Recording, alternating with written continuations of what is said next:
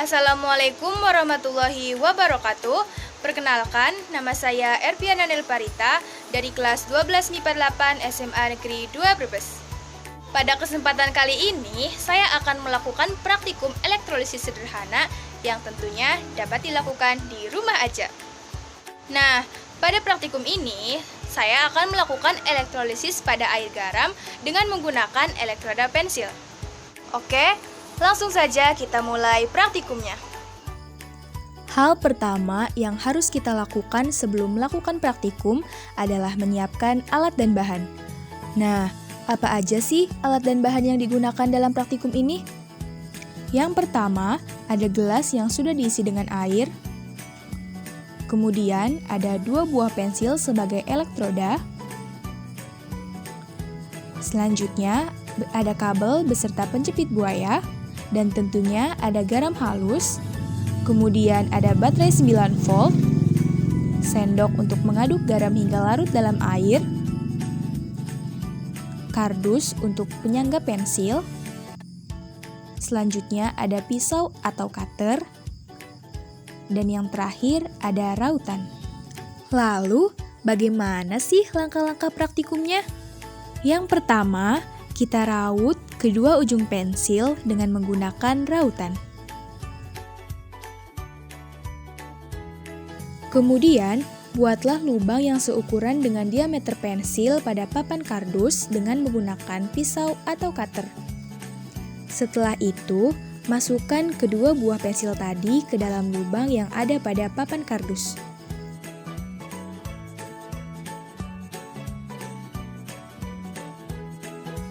Masukkan 1 sendok garam ke dalam gelas bening yang sudah berisi air.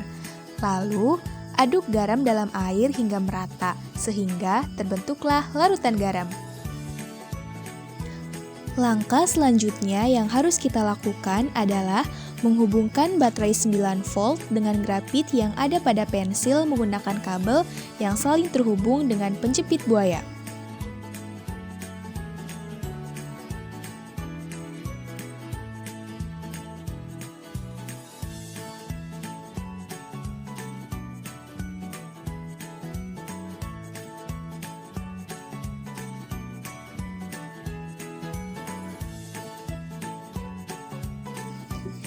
Inilah proses elektrolisis yang terjadi.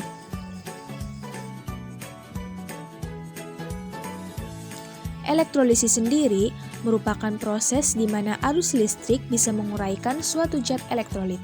Artinya, pada proses elektrolisis terjadi perubahan energi listrik menjadi energi kimia atau yang biasa disebut dengan reaksi redoks. Perlu diingat bahwa kedua buah pensil ini berfungsi sebagai elektroda, di mana pensil yang satu bermuatan positif yang disebut anoda, dan pensil yang lainnya disebut katoda yang memiliki muatan negatif. Nah, arus listrik pada praktikum kali ini berasal dari baterai, sementara larutan elektrolitnya adalah larutan garam. Lalu, kenapa sih kok bisa terbentuk gelembung gas pada ujung pensil dalam praktikum ini? Nah, kalau kalian penasaran, simak pembahasannya berikut ini.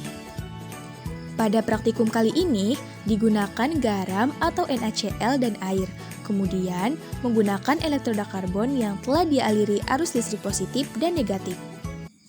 Di sini, ada NaCl yang terdiri dari ion Na+ dan ion Cl-.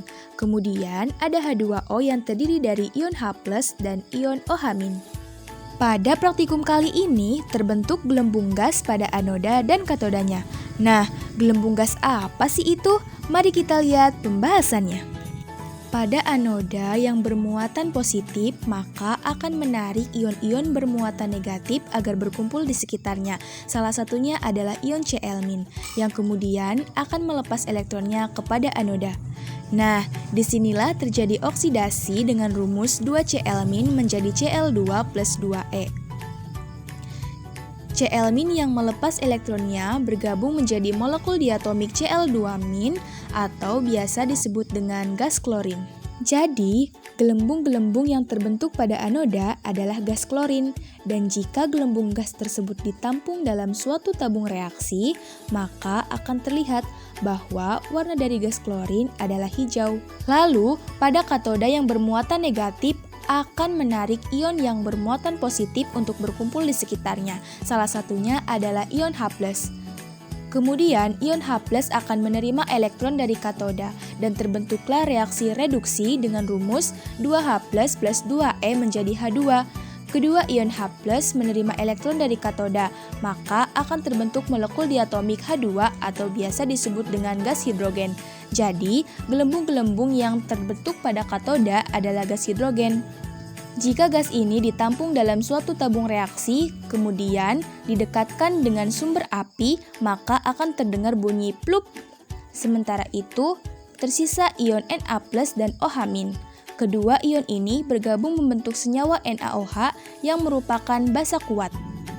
Jadi, dapat disimpulkan bahwa praktikum elektrolisis ini menghasilkan gas hidrogen, gas klorin, dan natrium hidroksida yang dapat dirumuskan 2NaCl plus 2H2O menjadi 2NaOH plus H2 plus Cl2.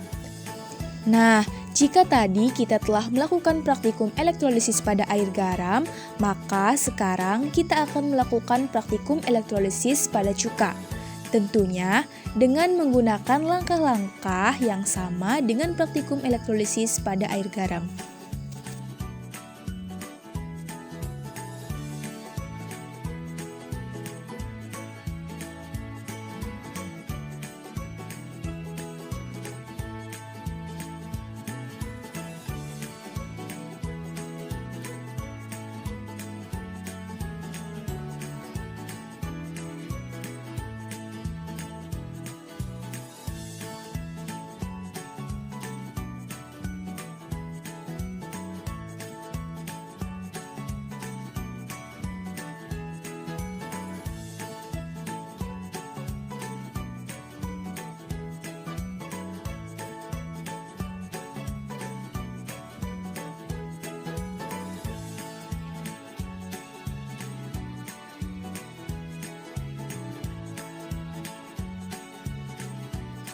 Dalam praktikum elektrolisis air cuka ini, terbentuk gelembung-gelembung gas pada ujung pensil.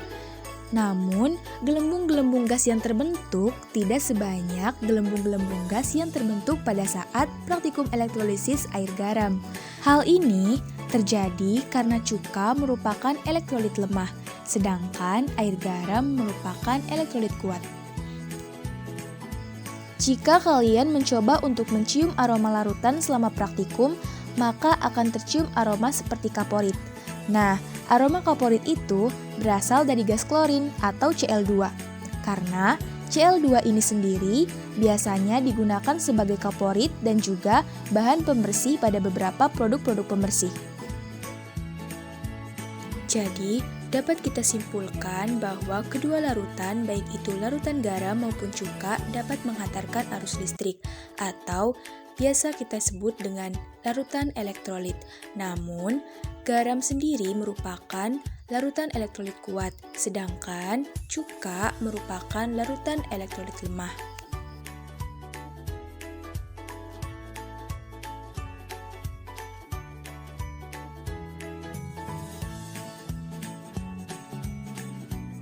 Oke teman-teman, sekian praktikum yang saya lakukan. Terima kasih atas perhatiannya dan semoga praktikum ini bisa bermanfaat. Wassalamualaikum warahmatullahi wabarakatuh.